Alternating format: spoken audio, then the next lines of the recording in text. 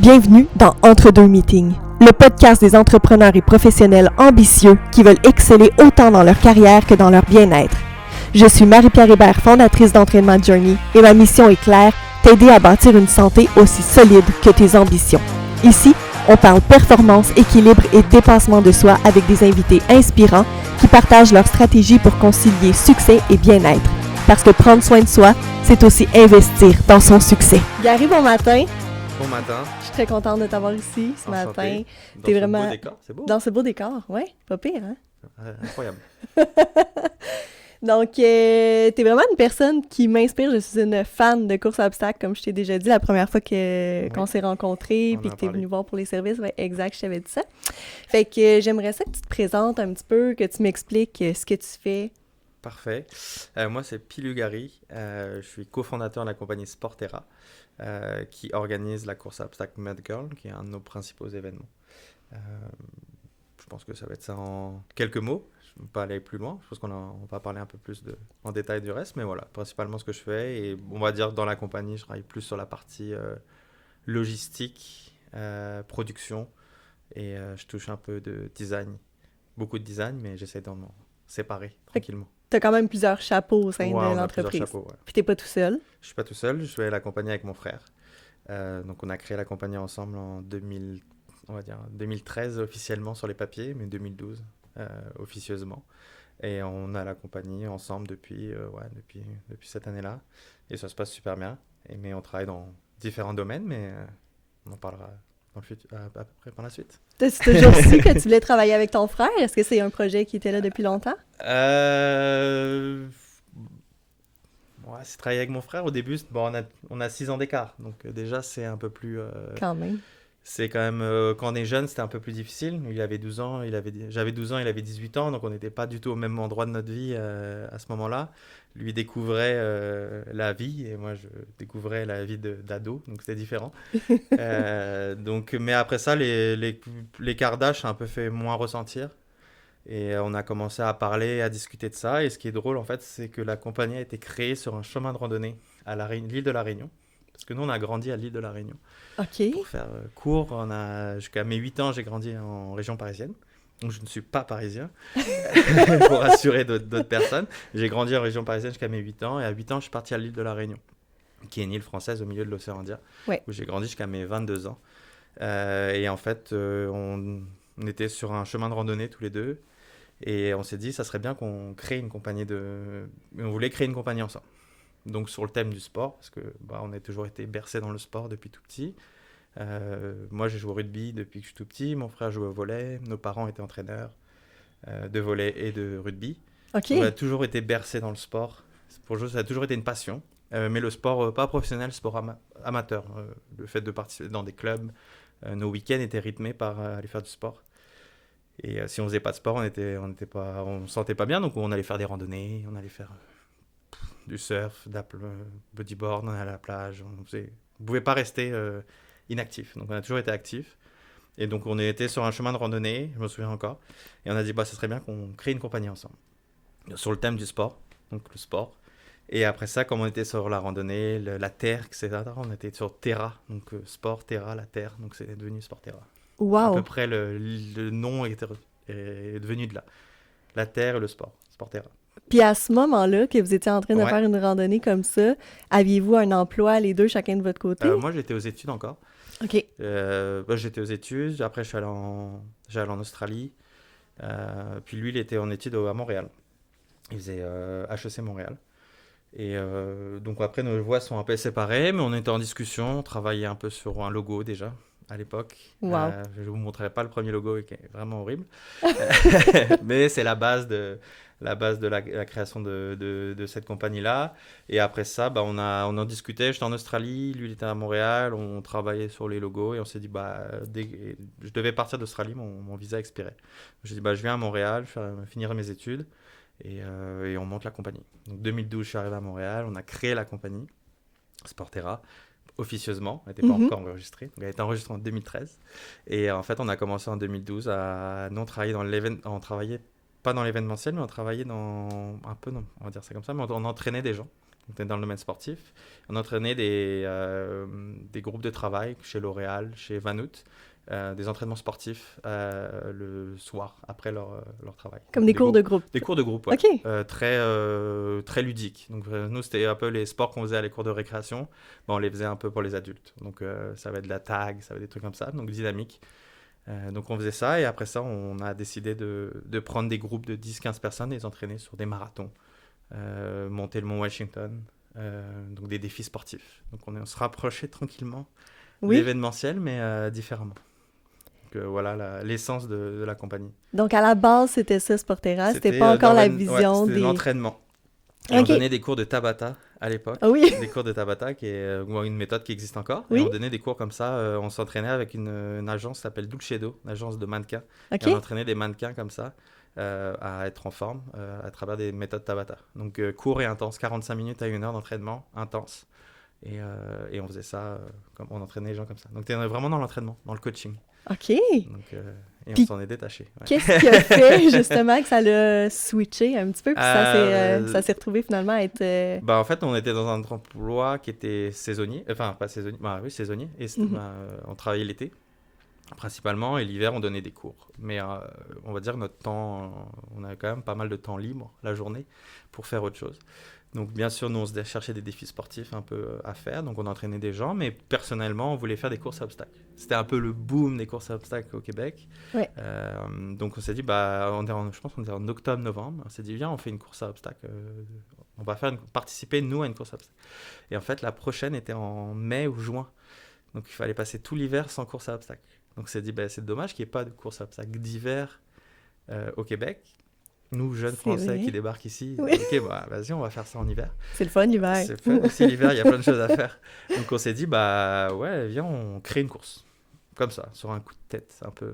Donc, votre première course à obstacles était l'hiver. C'était une course à obstacles d'hiver. Donc, déjà, on rentre dans quelque chose qu'on n'a jamais fait de notre vie, créer des événements, qu'on n'a jamais participé de notre vie, on n'a jamais fait de course à obstacles de notre vie, on ne sait même pas à quoi ça ressemble. On a vu des vidéos, on sait à peu près à quoi ça ressemble, mais on n'en a jamais fait. On n'a jamais participé à une course à obstacles. Et on n'a jamais créé d'événement. Et on s'est dit, viens, on va créer une course à obstacles. Et en plus, on va le faire en hiver. Donc, soyons fous. Soyons aussi. Tant qu'à se donner un défi. Autant être débile, autant être débile jusqu'au bout. Donc, on s'est dit, on va le faire en hiver. Et on a lancé ça en hiver, en janvier, je dis pas de bêtises, je pense 2014. Février 2014, à Montréal, à Sainte-Julie. Et c'est le nom de la 300 course? personnes. Polar Hero. Ouais. 300 personnes à Montréal et on a eu 200 personnes à Québec. Non, je pense 300... Non, 300 total, en Montréal et Québec. OK. Comment vous avez été chercher toutes ces personnes-là pour une première course, pour deux gars qui n'avaient jamais fait d'événement, jamais fait de course à obstacles? La débrouillardise, je pense que c'est un peu ça qui nous caractérise, moi et mon frère, c'est qu'on est un peu autodidacte dans pas ce qu'on fait, mais si on aime quelque chose et on veut faire quelque chose, on va faire tout ce qui est en notre pouvoir pour le réaliser. Donc on a regardé, on a appris, on a monté un business plan, on a regardé des obstacles. Moi, je travaillais sur la production, la logistique. Lui travaillait plus sur la vente des billets ou le marketing. Facebook, des pubs, etc. Fait que vous avez tout fait vous-même? On a tout fait nous-mêmes. Les pubs, les photos. Les premières pubs, on créait des pubs avec des masques pour montrer que c'était un peu hivernal. Alors, les photos, c'est nous-mêmes qui les avons fait. Photoshop. Moi, je travaillais beaucoup dans le design, donc Photoshop, Illustrator, tout ça, je savais quoi faire. Donc, je créais les logos, etc. Les parcours, lui en faisant la vente et tout, les billetteries. On a tout créé nous-mêmes. Wow! Et après, on était entouré aussi de gens qui autour de nous, nos copines, copine à l'époque, ma copine actuelle, qui nous ont aidés. Donc, un cercle d'amis aussi. Donc, ça nous a aidé un peu à bouger le truc. Notre beau-père qui nous a aidés. On allait dans l'entrepôt de notre beau-père pour monter des obstacles en bois à l'époque. Oh, wow! Ouais, et on a monté ça. Notre premier événement, comme 2 personnes nouveaux dans l'événement, on s'est dit en 2 jours, ça allait être monté. Non, ça se monte pas en 2 jours. En plus d'hiver, on a fait des nuits blanches. Le matin même, c'était épique, je pense. Ouais. Puis là, tu n'avais jamais fait de course à obstacles, mais est-ce que tu as fait ta propre course à obstacles? La première course à obstacles, ouais. Tu l'as faite. Ta première course que tu as faite, c'est la tienne. Ouais, c'est ça. C'est ça. Wow. Donc, c'était spécial, mais un beau moment. Quand j'y pense maintenant, c'est un beau moment. Sur le coup, c'était stressant, mais l'ambiance était là, la vibe était là, les gens ont aimé. C'est le plus important. Puis à l'époque, c'était un peu le début des courses à obstacles. Donc, on n'était pas trop jugés. Ça n'a jamais été fait en hiver. Donc, les gens étaient un peu plus... ils voulaient découvrir ça. Donc, pour nous, c'était cool. C'est quand même à la hauteur de ce que vous espériez voir. Pas là, ouais. Maintenant, quand j'y pense, c'est pas à la hauteur de ce qu'on fait maintenant, mais Non. c'est à la hauteur pour l'époque, pour les moyens qu'on avait. Je pense qu'on a quand même réussi ce qu'on voulait faire. Puis qui participait à cette course-là? Est-ce que c'était plus familial étant donné que c'était en hiver? On avait un peu de tout. On avait des gens un peu plus, je vais dire, élites, entre guillemets. Des gens qui ont l'habitude des courses à obstacles, qui sont venus parce que défi hivernal, ouais, on va montrer qu'on est les meilleurs. Ouais. Donc ça plaît. Mais on avait aussi pas mal de familles. Et des gens de monsieur, madame, tout le monde. OK. Donc c'est plus là-dessus qu'on misait, déjà. Puis cette course-là, est-ce qu'elle a continué les Cette hivers course-là, suivants? elle a continué jusqu'à quand est-ce que c'était la dernière? Je pense que c'est 2017, 2018 la dernière, je pense, ouais. OK. Et on a été pour les 375e de Montréal. On était la programmation officielle du 375e de Montréal. Wow. Donc on a pu faire la course au Parc Jean-Drapeau. OK. Directement, on avait eu 2500 personnes en hiver. C'était incroyable. Vous avez passé de 300 personnes à 2500. 2500 à Wow. la course, c'était fou. Il y avait beaucoup de monde, un peu trop de monde d'ailleurs sur le parcours parce qu'on n'était pas habitués, mais c'était incroyable. Mais souvent ça tournait entre 1000, 1500 personnes, 2000 personnes des fois ouais, C'est à Montréal. On essayait quand toujours même d'être proche des villes le plus proche possible parce que l'hiver, à Montréal, on était au parc Grignon, donc on pouvait y aller en métro à la course. On a toujours voulu être proche des villes le plus possible, justement pour une course en hiver. Et à Québec, on faisait Montréal-Québec. On a fait, pas Sherbrooke, mais Mont-Atlet, dans l'Estrie. OK. Je dis pas de bêtises. Il avait fait moins 35. Moins 35? Ouais. OK. Moins 35. On était 3 personnes dehors. Moi, mon frère et le DJ. L'animateur, c'est tout. OK. Et des bénévoles. Et les bénévoles? Ouais, qui sont quand même venus. Il y avait je pense 500 personnes qui sont quand même venues par moins 35. OK, quand même. Ils sont courageux. Bizarrement, c'est la course qui s'est le mieux passée. Ah oui? Parce que les gens étaient super responsables. Plus prudents. Plus prudents, ouais, bizarrement. Que quand il fait 0 degré. Ah, wow. Ouais, moins 35, incroyable. Sacré moment d'événementiel. Puis tu me parles de blessures. Est-ce que ça arrive plus souvent, justement, dans les courses l'hiver? Ça arrive... non, l'hiver, on en avait peu, mais ouais, ça peut arriver quand des plaques de glace, ça glisse. OK. Des gens qui ont pas des hypothermies, mais qui vont dire, il fait assez chaud, je vais mettre en t-shirt, des trucs comme ça. OK, wow. Les gens il faut comprendre un peu l'hiver aussi, quoi. Puis là, parallèlement, en même temps, Ouais. il y a eu quand même Mud Girl qui a chevauché cette course-là, ou ça a été après? Il y a eu Mud Girl qui est arrivé en 2017, ouais. 2017. Ouais. Donc 2018, fin de Polar Hero, et 2017, début de Mud Girl. Je OK. dis pas de bêtises, c'est 2017, ouais. Est-ce que c'est ce qui a fait en sorte que vous avez arrêté Polar Hero? C'est ce qui a fait en sorte qu'on a arrêté Polar Hero, ouais. Oui, Mud Girl prenait beaucoup de place. Mud Girl prenait beaucoup de place, et après, il y a aussi un point de vue business, il faut s'entendre parler. De monter en hiver, c'est beaucoup de moyens, ça dépend énormément de la météo. Quand on a une bonne météo pendant une semaine, ça va, mais des fois, on a des glaces, il faut ramener beaucoup de matériel, beaucoup de déplacements, les montages sont plus courts parce que on commence à 7h30, 8h et on finit à 4h, 4h30. Mhm. Donc on peut pas pousser trop loin. Ouais, c'est beaucoup de moyens pour peu de monde au final. Versus une Mud Girl où on peut monter plus vite et on peut faire plus de monde. Et on peut faire des journées plus longues. Donc ouais, c'est... Businessment parlant, évidemment, il faut faire des choix. Absolument. Ça peut ne pas plaire, mais des fois, il faut aussi penser à sa compagnie et à grossir dans sa compagnie. Donc, il y a des choix qui sont plus difficiles. Et c'est souvent revenu sur la table d'en refaire un. Dire, ça serait bien d'en refaire un avec les équipes actuelles, etc. pour l'ambiance et pour voir comment on pourrait le faire. Et pour montrer aux nouveaux qui nous disent c'est difficile de monter un événement Mud Girl. Je dis, allez monter un événement d'hiver, vous allez voir, c'est difficile. Vous avez rien vu. Les gens vu. qui se plaignent maintenant, je leur dis, vous avez rien vu. Vous n'avez pas monté un abri tempo à minuit un samedi soir, un vendredi soir avant la course. C'est sous une vrai. tempête de neige. Il s'est passé des choses. J'ai des anecdotes. Wow.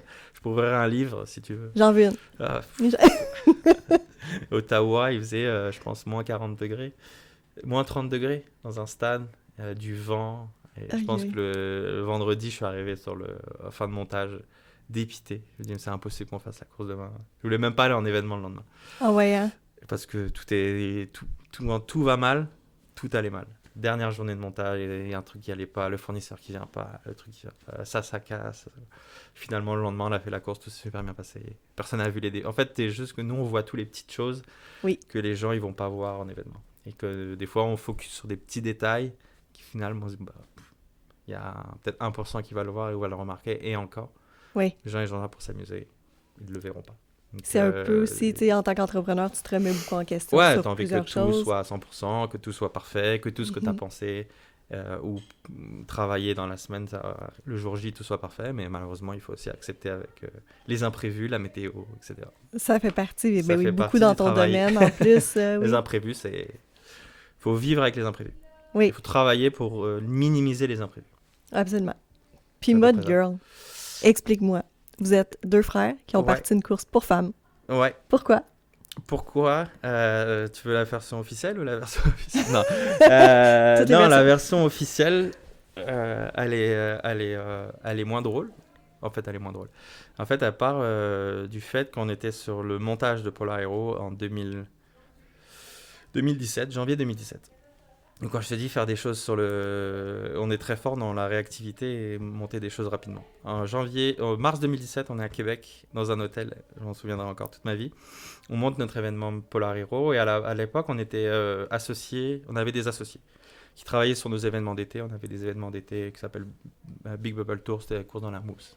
OK. Donc on s'est associé avec des gens qui géraient notre billetterie.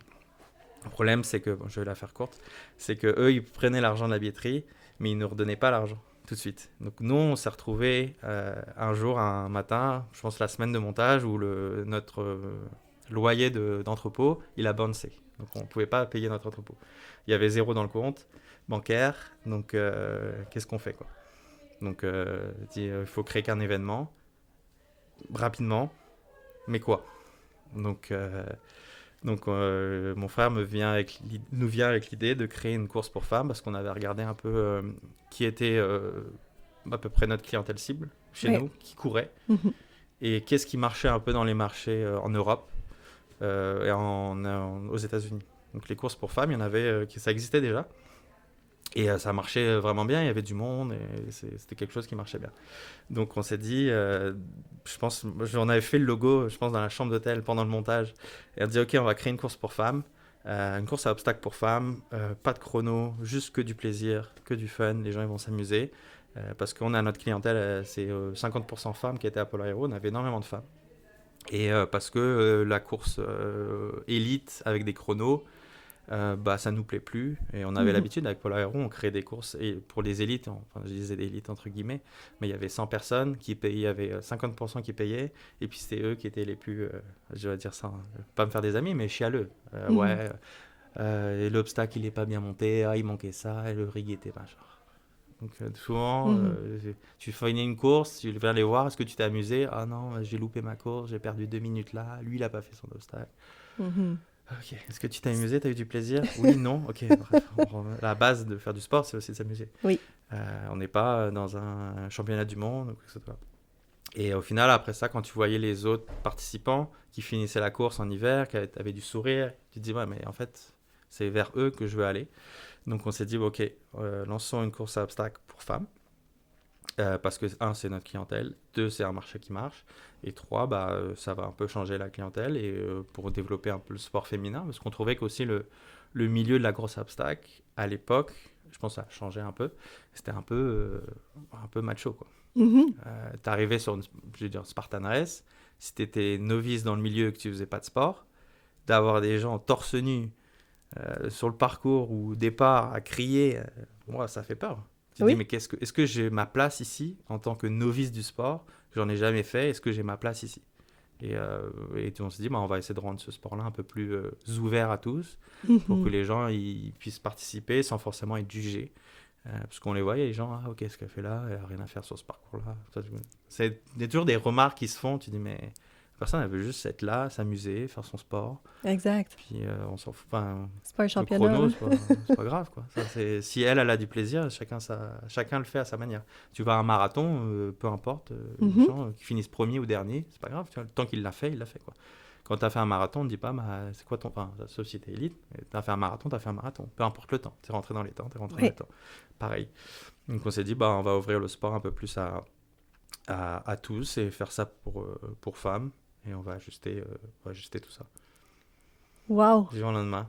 Donc on a lancé ça en mars 2017 et la première course c'était en septembre 2017. Puis c'était à Montréal? À Montréal, la première? à Saint-Sauveur. À Saint-Sauveur, OK. 10 000 personnes. 10 000 personnes, la première. Voilà. Donc là, Incroyable. on a fait, OK, c'est bon, on a compris. C'était ça. C'est ça. Vous aviez trouvé qu'est-ce que... Et on a trouvé notre why et ce qu'on veut faire. Puis là, vous êtes rendu à travers le Canada, les États-Unis, l'Europe. Ouais. On a 40 événements cette année. Ça a été quoi les moments clés qui ont fait en sorte que vous êtes retrouvés partout dans le monde comme ça? Je pense ce qui nous a permis, parce que ça n'a pas été un long fleuve tranquille, hein, la première, c'était Mud Girl, il n'y avait pas de boue. Ouais, pour te dire. Nous, on a toujours voulu révolutionner un peu le milieu et trouver des moyens de monter rapidement et de se déplacer vite. Le but, on a toujours créé ça. Le but, en fait, à chaque fois qu'on a fait des événements, et ça, j'en pense maintenant, on a toujours voulu se déplacer. Et souvent, versus faire un événement à un endroit, et souvent, ce qui se passait dans les courses obstacles, c'est que les gens au Québec créaient un événement à un endroit, et ils ne se déplaçaient pas. Donc, vivre que d'un seul événement, c'est un peu compliqué. Donc, nous, les avantages, c'est qu'on avait aussi 2 salaires à payer, 2 personnes à payer, et puis des gens à payer, etc. Donc, on s'est dit, si on fait un événement, il faut toujours qu'on puisse le recréer ailleurs. Donc, toujours se déplacer. Donc, c'est toujours été la logique de nos événements. Donc, à chaque fois qu'on a fait un événement, ça n'a jamais été le faire à un endroit. Ça a toujours été le faire à plusieurs endroits. Donc, le premier qu'on a fait, Polar Iron, on l'a fait à Montréal et Québec. Dès la première année, alors qu'on n'avait jamais fait de déplacement d'événements, on ne savait pas comment ça se passait. Donc, gérer des équipes, gérer tout ça. Donc, nous, ça a toujours été notre philosophie. C'est si on fait un événement, il faut qu'il se déplace. Comme un cirque, en fait. Ouais. Nous, on doit être un cirque ambulant, mais de l'événementiel et de la course. Donc, on a toujours été là dans ce domaine-là. Et si on fait un événement, il faut qu'on le monte en 1 semaine. Et il faut qu'on démonte en 2 jours maximum. Parce qu'au final, il faut se déplacer dans une autre ville, etc. Donc, nous, ça a été le but, a toujours été le but. Donc, même avec Mud Girl. Donc, le premier qu'on a fait, c'était Montréal et Québec. Encore la même chose. Et après ça, on s'est dit, on va rajouter des villes. Donc, il faut qu'on standardise nos moyens de production. Il faut que ça rentre dans 2 camions qui se baladent de ville en ville. Il faut qu'on démonte et on remonte, etc. Donc, la standardisation, je pense, c'est ce qui nous a permis de se déplacer. Et après, ce qui nous a permis après d'aller aux États-Unis et ce qui a permis d'aller en Europe. Parce qu'au final, quelqu'un qui monte un événement Mud Girl au Canada est capable d'aller monter un événement Mud Girl aux États-Unis, et voire même en Europe, même s'il y a des standards sont un peu différents. Mais les mêmes produits, il y en a les 2 mêmes camions au Canada qu'on a les 2 mêmes camions aux États-Unis. Donc, ils sont rangés de la même façon, c'est les mêmes produits, c'est les mêmes choses. Donc, tout est pareil. Donc, ça a été la standardisation. Ça n'a pas été facile, ça n'a pas fait du jour au lendemain. Et encore, on travaille encore dessus sur plein de choses. Chaque année, on a une cellule de R&D, de recherche et développement, de 4-5 personnes qui essayent d'ajuster des choses, des petits détails, que ça soit standardisé dans tous les pays. Optimiser à tous les niveaux. C'est plus simple pour nous quand on crée, on n'est pas obligé de recréer par pays, on crée une base et après ça, il y a des ajustements à faire par pays, c'est sûr, mais ils sont mineurs par rapport à ce que ça. Donc la standardisation, je pense que c'est ce qui nous a permis le plus possible de nous développer. Puis là, vous êtes une équipe de combien de personnes? Là, actuellement, on est 30 personnes. 30 personnes. À temps plein. Aux États-Unis à temps au Canada. plein. Ouais. États-unis, Canada. Ouais. Et 2 personnes en Europe. OK. Ouais. Puis en Europe, ces personnes-là font quoi? On a une designeuse en Europe qui travaillait à Montréal et qui est partie travailler en Europe. OK. Donc on a gardé. Wow. On a ajusté, ouais. Belle équipe. Belle équipe, ouais. Puis comment vous arrivez à tout gérer ça, à faire preuve aussi de leadership envers une équipe qui est divisée comme ça au Canada, États-Unis puis Europe? Je pense que c'est par rapport aux valeurs de la compagnie. Qui sont? Faut que je les connaisse par cœur. On a 5 valeurs et je pense que c'est les 5 piliers. Et en fait, c'est un travail qu'on a fait avec un de nos associés au début quand on commençait à grossir tranquillement. Et c'est un travail qu'on a fait et je pense, qui a tout changé dans la compagnie, c'est travailler sur nos valeurs. La valeur et les visions et la mission. Même si elles ont un peu changé dans le futur, mais les valeurs, il y a 4 sur 5 qui n'ont pas bougé. Il y en a une 5e qui a bougé cette année. Mais on a toujours travaillé là-dessus. Et ce qui nous a guidés dans plein de choses. Dans le recrutement des employés, dans le recrutement des choix des partenaires, et même quand malheureusement on licencie quelqu'un. Ça va tout se faire sur les valeurs. Les entretiens de fin d'année sont faits sur les valeurs. Et on a 5 valeurs et c'est nos 5 piliers. Le premier, c'est le plaisir. Et c'est super important pour nous, le plaisir au travail. Et en fait, c'est des valeurs qu'on retrouve aussi sur nos événements. Et c'est important que les valeurs de la compagnie, c'est les valeurs aussi des événements. Donc le plaisir, c'est aussi les employés qui aient du plaisir à venir au travail. Et les participantes qui ont du plaisir sur la course. Je vais faire court dans les valeurs, mais Mais pour c'est le plaisir, intéressant. pour nous, le Vraiment. plaisir, c'est le plus important. De venir au travail et de ne pas être motivé et de ne pas avoir de plaisir. Si tu n'as pas de plaisir à venir chez nous, travailler, tu n'as rien à faire, rien à faire chez nous. Que ce soit au bureau, que ce soit en montage d'événements, etc. Bon, des fois, il y a des moments de moins bien, c'est normal. On Oui, peut le oui. comprendre. Mais généralement, si tu n'as pas de plaisir, va ailleurs, va travailler ailleurs, il n'y a pas de souci, tu vois. Mais on fera tout Mhm. pour que tu aies du plaisir. Chez nous, le télétravail, on est un peu obligé parce que y a des gens qui travaillent aussi aux États-Unis. On n'a pas de bureau, on a un bureau aux États-Unis, mais les gens sont un peu dispatchés un peu partout. Au Canada, on a un bureau à Montréal, mais on permet aux gens de partir 2-3 mois pendant l'hiver, aller faire du télétravail. Et le Covid nous a un peu aidé là-dessus parce qu'on a après travaillé avec le télétravail. Et c'est super C'est vrai. important. Parce que quand on est en déplacement, sur les événements, on est en télétravail déjà. Donc on avait déjà cette semi-télétravail un peu mis en place. Donc le plaisir, le travail d'équipe, super important pour nous. Tout se fait en équipe et c'est quelque chose qui se fait aussi sur les événements. Pour nous, c'est les gens courent en équipe, ont du plaisir en équipe. Donc pour nous, c'est super important le travail d'équipe. Donc c'est toujours, il n'y a jamais personne qui travaille tout seul chez nous. C'est toujours des équipes de travail. Bon, tu as des gens qui sont un peu plus managers, etc. Mais tout se fait en équipe. Un montage d'un événement McGirl, tu peux le faire pas tout seul. Tu le fais Non, en non, non. équipe. Donc pour nous, ça a toujours été quelque chose qui était super important. Puis dans le sport qu'on fait, nous qu'on a fait, on a toujours travaillé dans les sports d'équipe. Donc on a vu à quel point c'est important. Puis c'est quand même une valeur qui nous est venue directement du sport et qu'on veut retranscrire un peu dans ce sentiment. Les gens qui partent en événement, en montage d'événements, c'est à la fin de la saison, c'est une petite famille, quoi. Ils sont tout le temps ensemble, ils vivent tout le temps ensemble, ils mangent tout le temps ensemble, ils vont en soirée tout le temps ensemble. Ah oui. À la fin, tu te dis, non, j'ai créé des monstres là, c'est pas C'est- possible. Les séparez-vous, ils vont même en vacances ensemble. Ah oui, Maman, hein? laissez-vous un peu tranquille. Donc, cet travail d'équipe, un peu une famille, on va être un peu une petite famille entre nous, puis c'est toujours un peu ça qui marche. Après ça, on a l'implication. Et pour nous, c'est super important l'implication aussi bien au niveau de la fondation, donc la fondation du cancer du sein avec MedGirl, mais aussi bien l'implication des gens parce que oui, c'est sûr qu'en événementiel, si tu n'es pas impliqué, ça va être compliqué. Tu n'auras pas un travail de 9 à 5 et tu rentres chez toi. Tu travailles aussi le vendredi, tu travailles le samedi, tu travailles le dimanche. Des fois, tu vas en événement, des fois, tu pars le Mhm. dimanche soir, tu prends l'avion. Des fois, c'est aussi le soir, tu as des choses à régler. Donc, on espère que les gens soient impliqués dans ça. C'est sûr que des fois, ça va être très calme, mais des fois, ça va être des rushs. Mais c'est normal, c'est une partie de l'événementiel. L'événementiel, c'est comme ça. Hein. Oui. Tu peux pas dire, à 5 heures, j'ai fini ma journée. Tout le monde, il doit t'arriver quelque chose à 8 heures. Rempli d'imprévus. Rempli Ouais. d'imprévus. La météo, tout ça, bref. J'ai dit 3 valeurs. On est à 3, ouais. Oui, il y avait l'humilité qu'on a remplacé par le respect. Ah oui? Ouais, avant on était plus sur l'humilité, le fait de travailler d'équipe aussi, de Mm. dire si j'ai réussi quelque chose, c'est pas moi, c'est le fait de travailler en équipe. Ouais. Mais on a changé pour le respect, parce que je pense que le respect c'est devenu quelque chose de très important dans la compagnie, la façon dont on respecte les autres, on respecte les coureuses. Tu vois, c'est quelque Oui. chose qui a évolué aussi avec notre staff aussi. On a discuté, hein, c'est pas nous qui avons décidé de le changer, c'est le staff qui a dit nous on pense que le respect ça devrait être une des valeurs piliers plus que humilité. Donc on a changé cette valeur-là ensemble. On a discuté, on a dit ok, si vous voulez mettre le respect en tant que valeur pour nous, Ben, c'est intéressant parfait, parce que ouais. c'est ce qu'on ressent Ouais. aussi de la course Mud Girl. C'est ça, le vraiment. respect du matériel, le respect Ouais. des gens, le respect de ses employés, le respect des collègues, le respect des coureuses, parce que tu sais, souvent il y a des mots déplacés qui peuvent sortir, Mhm. mais il faut respecter tout le monde, peu importe la forme, peu importe l'âge, peu importe la condition physique. Mhm. Donc ça c'est super important, parce que souvent des fois on recrute des gens, des saisonniers, qui n'ont pas encore compris que Met Girl c'est pas destiné aux élites, et vous allez voir des gens qui ne pensaient pas qu'ils allaient courir, mais oui ils vont faire la course. Donc cette valeur de respect est super importante.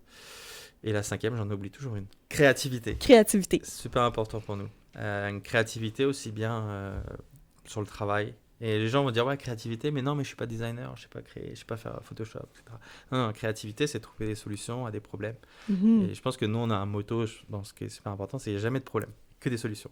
Et c'est quelque chose qu'on répète tout le temps en événement. Il n'y a jamais de problème, il n'y a que des solutions. Et souvent, les gens, ils vont dire, ah ouais, mais là, j'ai un problème. Moi, le problème, je veux pas le savoir. Je veux savoir c'est quoi les pistes de solutions. Ouais. C'est la solution 1, 2, 3, et après ça. C'est sûr, des problèmes, on va en avoir et il y en aura toujours. Le problème, c'est d'avoir tout de suite les solutions. Donc, on Mhm. travaille beaucoup avec ça. Donc, pour nous, là, trouver des solutions rapides à un problème, c'est une créativité forte. Donc, on fait beaucoup d'exercices là-dessus avec nos employés pour les mettre dans des situations où on va les challenger pour trouver des solutions créatives. Donc, des fois, des solutions créatives, c'est tout bête. Hein. Une fois, on avait une ligne d'attente à un obstacle qui s'appelle la Big Slide, c'est une grosse glissade. Et j'avais décidé par stupidité de mettre un rampage de boue juste avant la glissade. Et donc les gens étaient couverts de boue et ils pouvaient pas monter, ils n'arrivaient pas à monter la glissade parce que ça glissait dans les deux sens. Donc là, ils montent un escalier gonflable et après ça tu descends. Donc quand ils montaient, les gens ils arrivaient en haut, ils glissaient, mais vraiment sur toutes les marches. Donc il y avait une file d'attente qui arrivait. Et il fallait faire attendre les gens, tu vois. Et en fait, ce qu'on a fait, c'est qu'on a fait tout simple. On a pris un speaker audio, on a mis du son, de la musique, on a mis 2 staffs, on montait les gens et on a créé une ambiance incroyable. Et les gens, ils dansaient, ils attendaient, ils applaudissaient les gens qui réussissaient à monter.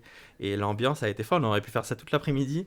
Ça aurait été parfait. Et donc, du coup, juste ce changement-là, ça a créé vraiment une atmosphère incroyable. Les gens, ils venaient et on leur disait, mais si vous ne voulez pas attendre, vous pouvez aller sur le côté. Ils disaient, non, moi, je vais faire la glissade, je veux monter, je veux qu'on m'applaudisse. OK. Et on a fait ça toute la journée. Ça a changé toute la vibe. Ça a changé la vibe de gens qui attendent et qui sont frustrés versus les gens qui disent, OK, c'est incroyable. Les gens, ils montent et tout, ils se motivent, ils se motivent entre eux, ils s'applaudissent et tout. C'était fou. Et les gens, notre staff, ils disaient, je veux bien aller là-bas, juste passer 1 heure et tout. C'était épuisant physiquement parce qu'on devait pousser les gens, on devait les aider. Et au final, comme quoi la créativité, on peut l'avoir juste sur un petit détail comme ça et que ça change une vibe. Donc cette créativité-là, on essaie de la pousser au maximum chez nos employés et de trouver des solutions alternatives aux problèmes. Et ça aide beaucoup. Mais c'est un domaine où est-ce que vous devez être réactif là, parce qu'il arrive justement plein d'imprévus. C'est ça, et donc il faut trouver cette créativité. Et des fois, on a des belles surprises de gens. C'est intéressant quand on voit que cette valeur, elle est utilisée à son plein potentiel. C'est cool. Oui. Wow. Ça fait plaisir. Puis tu me parlais d'implication, justement, au niveau de la Fondation du cancer du sein. Qu'est-ce qui vous a poussé à vous impliquer? Alors, on a créé la course donc, en 2017. On a eu une forte réactivité des gens, 10 000 personnes inscrites. Pour nous, c'était waouh. C'était comme, OK, il y a un truc qui se fait. Une course pour femmes, Fondation du cancer du sein. Logiquement et naturellement, ça nous est venu dans la tête. Et à cette période-là, notre tante était atteinte du cancer du sein. OK. Elle est décédée maintenant des suites du cancer. Mais pour nous, ça a été, je sais pas, le lien s'est fait naturellement. Enfin, y a pas eu, on n'a même pas pensé à autre chose. On s'est dit, OK, on a de l'argent, ça fait de l'argent, on va s'associer à une fondation, puis c'est bénéfique. Oui. Est-ce qu'on l'a bien fait au début? Peut-être pas, parce qu'on s'est un peu... je pense qu'on était tellement content que ça marche et tellement voulu s'impliquer auprès de la fondation qu'on avait, on dit, on va tout faire pour vous aider, etc. Donc, on avait le logo au profit de la Fondation du cancer du sein. Et en fait, quand on a fait l'événement après, les gens, ils pensaient que la course Mud Girl appartenait à la Fondation du cancer du sein. Oh, OK. Donc, nous, on a dit non, mais en fait, nous, on va donner de l'argent, après la course, une partie du profit, on va le donner à la Fondation. Donc, les gens, ils ne comprenaient pas. En fait, l'association, elle s'est peut-être faite trop vite. Et on était comme, OK, on va essayer de clarifier les choses. Avec la Fondation, qui nous a beaucoup soutenu là-dessus, qui nous a aidé à clarifier le message, parce qu'au final, nous, un peu, je sais pas, c'était un peu simple d'esprit, on s'est dit, OK, on va donner, et les gens, ils disaient, ouais, mais vous avez eu tant de coureuses, ça a coûté tant le billet, donc forcément, vous devez mettre tant à la Fondation. Je dis, non, mais ça marche pas comme ça. Il y a un lieu à payer, des employés à payer, il y a du matériel à payer, il y a des transports à payer, il y a quand même beaucoup de choses. Donc, il a fallu clarifier le message. Pour pas se dissocier, mais pour être associé avec eux, mais différemment. Donc, on a beaucoup travaillé avec eux, puis une compagnie avec on a adoré travailler, et on a remis, à travers différentes fondations, on a remis à peu près entre 300 et 400 000 $, en fonction de devises, en Europe, au Canada et aux États-Unis. 300 000 $ sur les débuts de Mud Girl. Bravo. C'est ça. Donc, après, le Covid a été plus difficile. C'était plus difficile de remettre de l'argent, mais on a toujours essayé de remettre l'argent au plus possible. Il y a des années qui sont il y a plus de profit, des années moins de profit. C'est comme ça, malheureusement, c'est la loi d'événementiel. Mais après ça, là, on est sur un tournant de fondation. OK. Ouais, on est sur un gros tournant de fondation. Et en fait, ce qui s'est passé, c'est qu'avant, on donnait de l'argent. Et cet argent-là, il sert à payer, pas que à la recherche, il paye la fondation, les employés, etc. Ce qui est normal, c'est comme ça que marche une fondation. A besoin de fonds et d'aide. Mais nous, ce qu'on a voulu faire, ce qu'on veut faire et ce qu'on fait actuellement, c'est qu'on a créé notre propre fondation. À partir de cette année, Ça s'appelle la fondation Pink Army. Parce que Pink Army, c'est les gens qui viennent courir. On les appelle la Pink Army. Oui. On a décidé de monter une fondation sur ce même nom, la fondation Pink Army. Donc à partir de cette année, c'est le gros projet de cette année 2025, ce qu'on va faire, et j'ai bien parlé de Sportera et des débuts de Sportera, parce que ça se rapproche beaucoup à ce qu'on a fait au début des compagnies. En fait, on va accompagner 10 à 20 personnes survivantes du cancer du sein dans une programmation de remise en forme. Wow. À partir de là, mars jusqu'à octobre-novembre, pour réaliser un défi sportif. Wow. Donc on accompagne 20 personnes pour réaliser un défi sportif. Donc ils vont aussi faire des courses Medgirl, etc. Ouais. Mais le but, par exemple, cette année, on veut aller, c'est faire le marathon de New York. Donc on va prendre 20 personnes atteintes du cancer du sein, qu'on va avoir des oncologistes, des entraîneurs spécialisés là-dedans, pour les mettre en forme, pour qu'ils réalisent leur défi à la fin de l'année. Incroyable. Donc ça, c'est l'année 1. Et après ça, le but, c'est de continuer d'année 2, année 3, année 4. Et donc la Medgirl va remettre des fonds à cette fondation, plus des fonds aussi qui vont venir directement des coureuses qui peuvent faire un don directement à la fondation. Donc c'est comme ça qu'on switch sur quelque chose qui nous tient plus à cœur, parce qu'en fait, ce qu'on veut faire, c'est on veut avoir quelque chose de concret. On veut voir quelque chose de concret, et on veut voir réaliser des rêves, on veut voir les gens se dépasser, on veut voir les gens réaliser des défis. Et voir arriver à la ligne d'arrivée et voir ces gens-là qui ont réalisé quelque chose. Pour nous, c'est plus fort que juste donner de l'argent à une fondation et qu'il y ait de la recherche. Je comprends la recherche et je pense qu'il y a beaucoup de compagnies qui donnent la recherche, mais nous, on veut aussi avoir un impact dans la vie directement des gens, même si c'est un petit groupe. Mais on veut avoir un impact. Et en fait, on veut grossir au fur et à mesure. Le but, c'est là, l'année 1, c'est 20 personnes. Mais à l'année 5, ça serait d'en avoir 100, d'en avoir 200, d'en avoir 300, etc. De grossir au fur et à mesure. Donc là, on lance notre fondation Pink Army. Et tout est en place, etc. Là, c'est comme si on recréait une petite compagnie.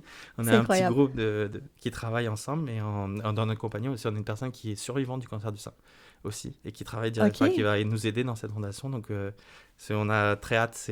C'est brûlant, là. C'est en ce moment. Wow! Fait que c'est vraiment une implication directe. Vous allez être aux premières loges. C'est ça. Et on va aussi, ce qu'on veut, c'est impliquer aussi nos équipes, parce qu'on veut aussi que nos équipes vivent ce moment-là, parce que réaliser un défi sportif pour des personnes et de le vivre en tant que créateur, de vivre ça aussi auprès des gens, d'être sur la ligne d'arrivée ou d'être dans ces moments-là, c'est fort, c'est quelque chose de très fort.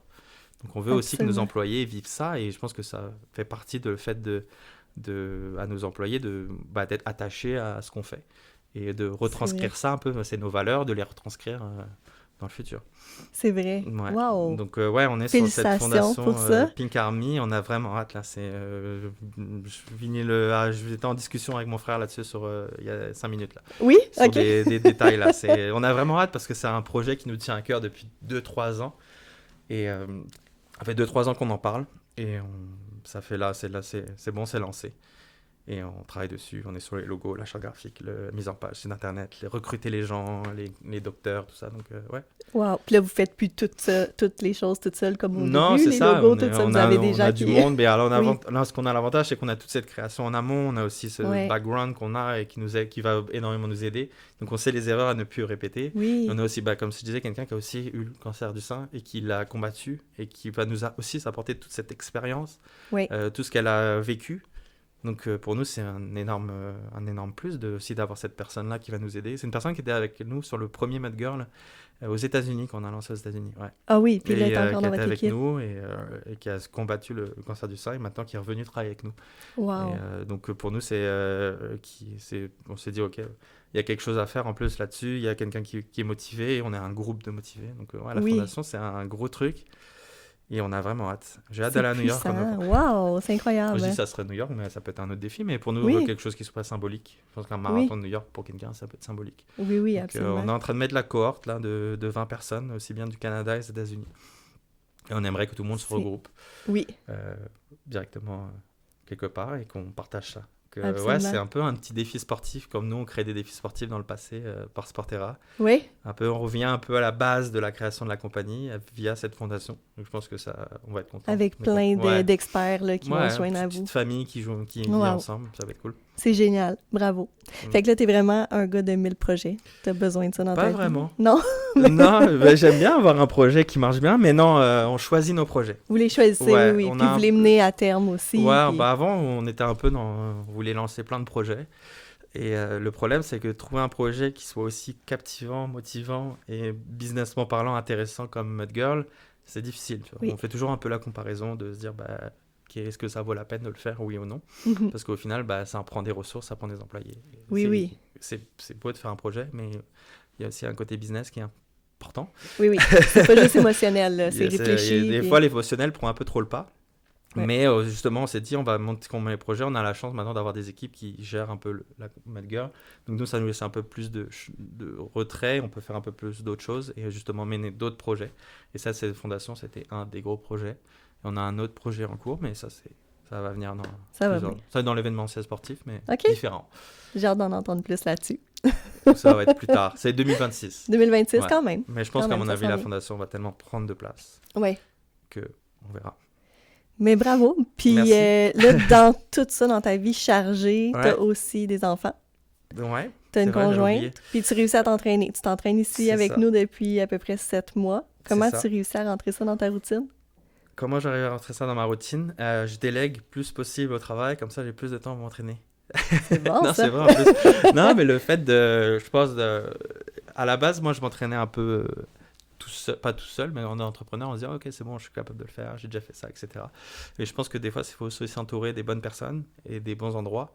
Donc, c'est pour ça que je suis venu ici. Je me dis j'avais besoin de quelque chose de cadré, quelque chose où on me dise tu fais ça, ça et ça, et ça rentre dans. J'ai dit j'ai tant de temps, il faut que je fasse ça.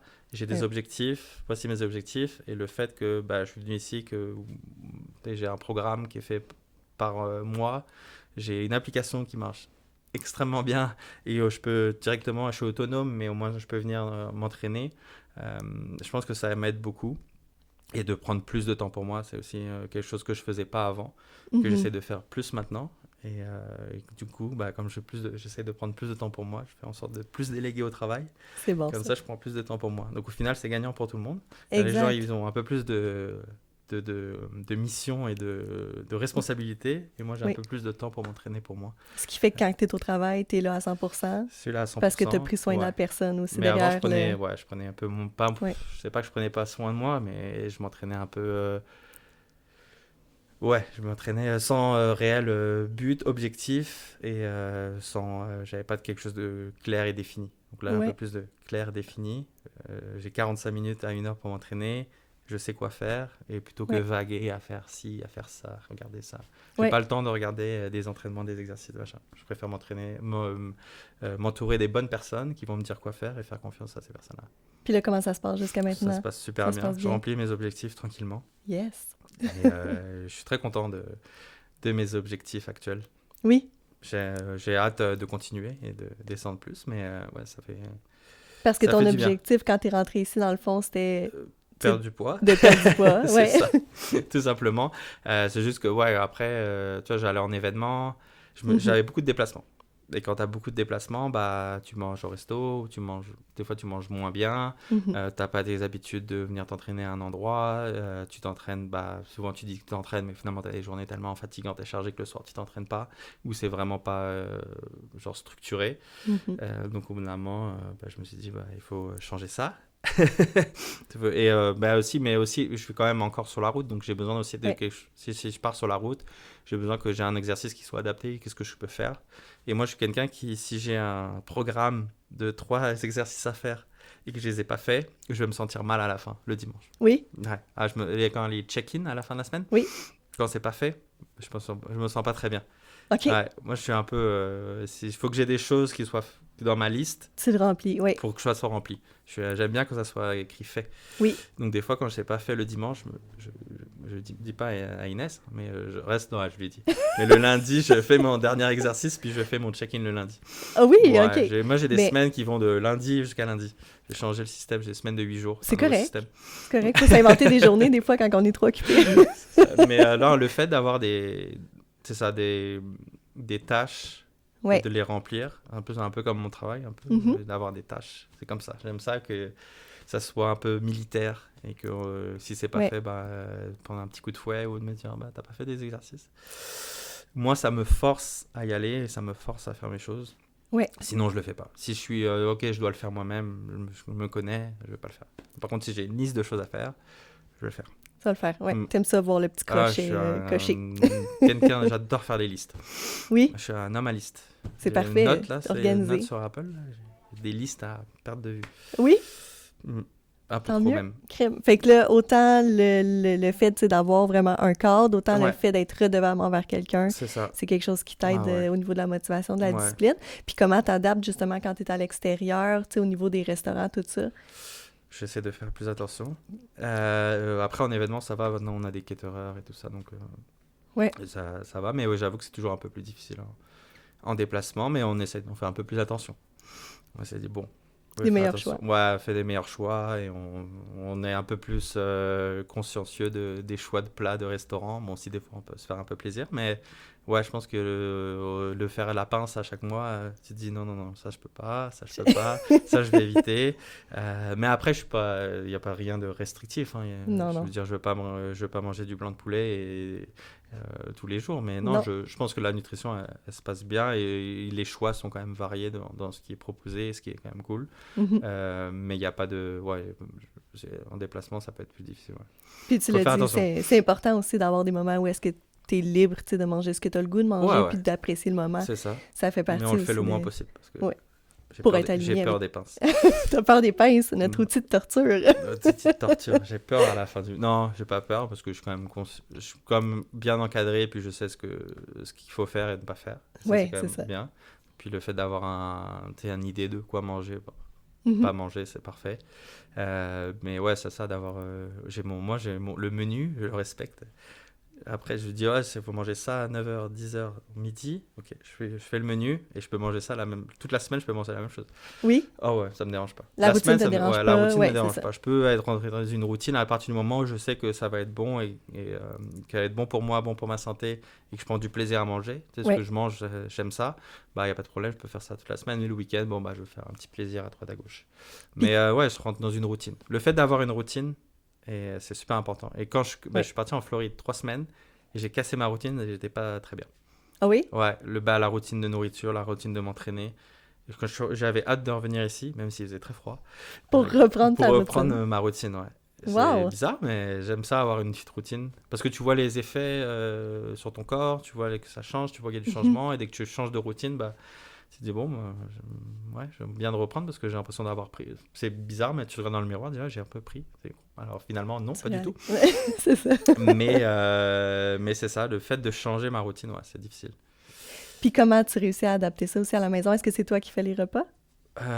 C'est partagé entre moi C'est et partagé. ma conjointe, ouais. Puis ta conjointe suit un peu aussi Ma ton conjointe, rythme là, au niveau oui, des... pas de problème pas là-dessus. Bon. Je pense qu'elle est plus... c'est elle qui me surveille plus que moi je me surveille. C'est bon, fait Moi, qu'on je a suis comme plus une autre coach. Moi, je suis un peu le diable le week-end. Je dis, on pourrait faire ça à manger, faire ça à manger. Non, on va faire ça, c'est plus santé. La semaine, c'est très santé à la maison. Oui. Le week-end, il y a un peu plus de... C'est moi qui cuisine le week-end des fois, donc c'est un peu plus... pas cochon, mais il y a un peu plus de plaisir. Ouais. De plaisir, ouais, c'est Ouais, ça. on va faire des plats avec des sauces, etc. Ouais. Oui, puis c'est correct. Tant C'est que tu correct. restes aligné Mais avec tes la objectifs. semaine, ouais, Ouais. c'est très carré. Wow! Ouais. Fait que- Mais manger plus aussi. Moi, je mangeais pas autant. Ben, c'est C'est ça. ça. C'est super important. Moi, Exact. je faisais du intermittent de fasting. Oui, J'ai essayé je me plein de souviens. trucs, hein. Oui. Et finalement, ça n'a pas plus marché. Et le fait justement de plus manger. Ouais. Donc, du jour au lendemain, j'ai plus mangé. Conjointe m'a regardé, elle m'a dit, tu manges pas autant d'œufs le matin normalement. Là, je vais acheter un poulailler, je pense.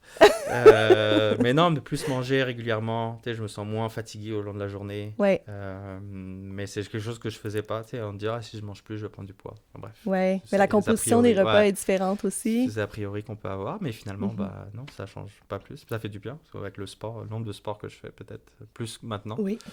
Donc, ouais. Ça te donne une énergie qui est constante dans la journée. Ouais, puis, énergie ouais, constante. exact. Je suis pas fatigué.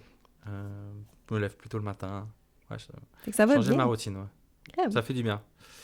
Une routine d'entraînement, ça change tout. Bah, même dans le travail, etc.